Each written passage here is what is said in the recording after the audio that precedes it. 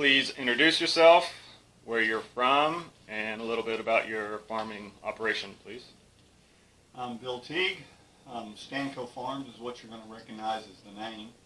I've been farming roughly on my own since '08, so the ground that I cover I'm pretty familiar with. The ground we drove over today I was very familiar with.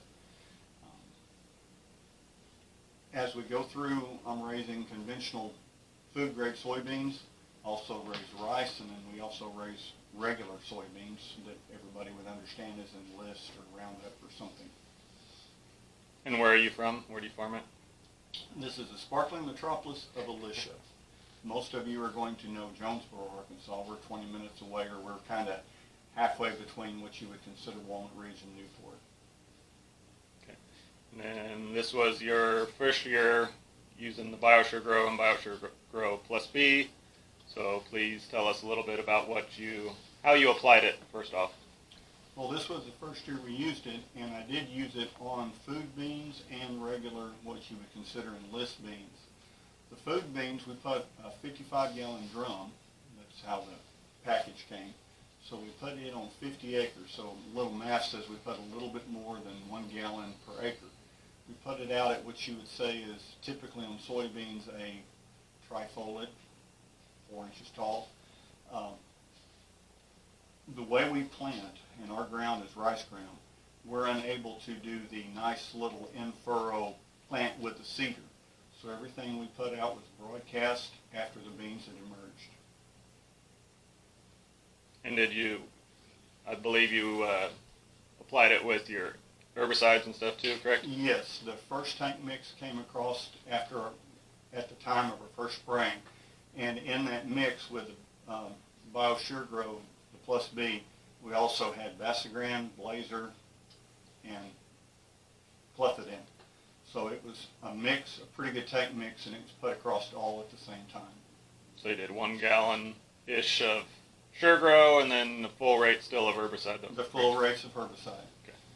And the same on your conventional beans? Yes. Okay. And then, so just tell us a little bit about what you've seen, this being your first year. What were your first impressions? On the food beans, if you've ever grown food beans or jumped in that hula hoop, they're pretty picky. And I was very, very concerned about if there's going to be any noticeable damage. There was none.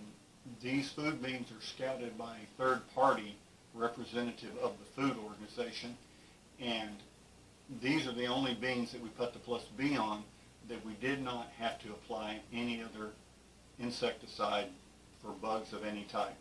On the regular food beans, we put out a product called Halogen, and it's pretty much a worm herbicide. Worms is about all it really touches. It didn't fail, but it didn't work nearly like it should.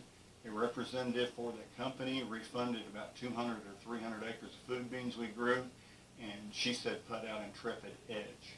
Well, we went back and reapplied Intrepid Edge to all the food beans except this 50 acres that we put the BioSure Grow on. And the Intrepid Edge worked. We saw no worms. It did what it was supposed to.